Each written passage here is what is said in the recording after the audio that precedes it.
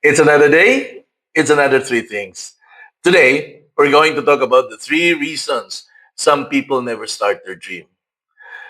Kamo ba nakasugat na ba mo og tao na dunay dako kay kapangandoy and probably years later nakita mo og utro, they still keep talking about it. Now, the truth is most people don't fail because they started and lost. Many never fail because they never started anyway.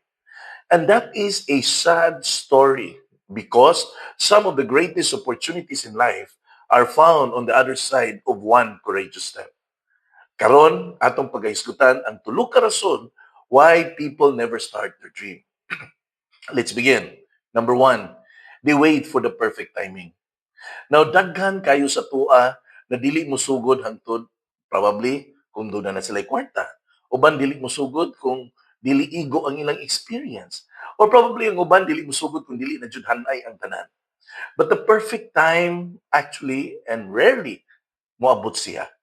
Ecclesiastes 11:4, it says here, He who watches the wind will not sow, and he who looks at the clouds will not reap.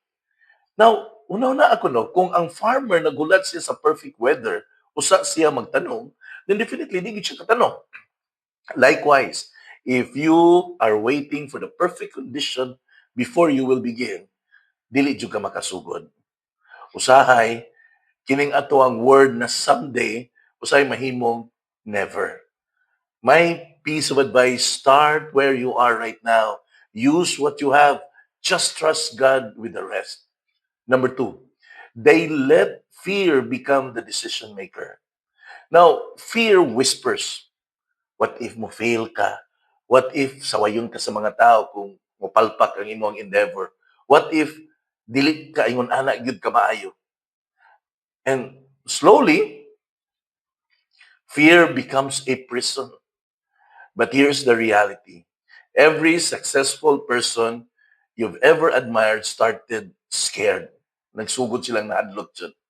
In 2 Timothy 1:7 says here, For God has not given us a spirit of fear, but of power and love and self-discipline. Courage is not the absence of fear. Courage is moving forward despite it. Ayaw tuguting nga ang kahadlok mao'y magsulat sa imo ang kaugmaon. Let faith be louder than fear. Number three, they underestimate small beginnings. Many people want big results immediately. They want instant success, instant recognition, instant growth. But God often works through small beginnings.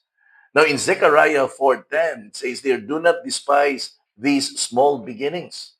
Now every large business started small. Every strong ministry started small. Every great dream started with the first step. Ayaw kaulaw kung gagmay o gamay lang ang diha pagsugod nimo. Ang importante ani karon, nagsugod ka. Small beginnings often becomes great testimonies. Now, a piece of encouragement to all of us here. Maybe God has placed a dream in your heart, a business, a ministry, a book, a calling, a mission. Ayaw paghulat. Start. Remember this. The perfect time may never come. Fear should not make your decisions. Small beginnings are still beginnings. In Psalm 37:5, it says here, commit your way to Yahweh. Trust in Him, and He will do it. The world is filled with people who wish they had started. Don't be one of them. Take the first step and trust God for the next one. Friends, what dream have you been postponing because of fear?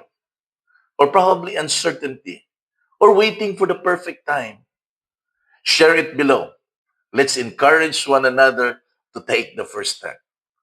Padayon, the dream God that has placed in your heart may be closer than you think. Till then, bye!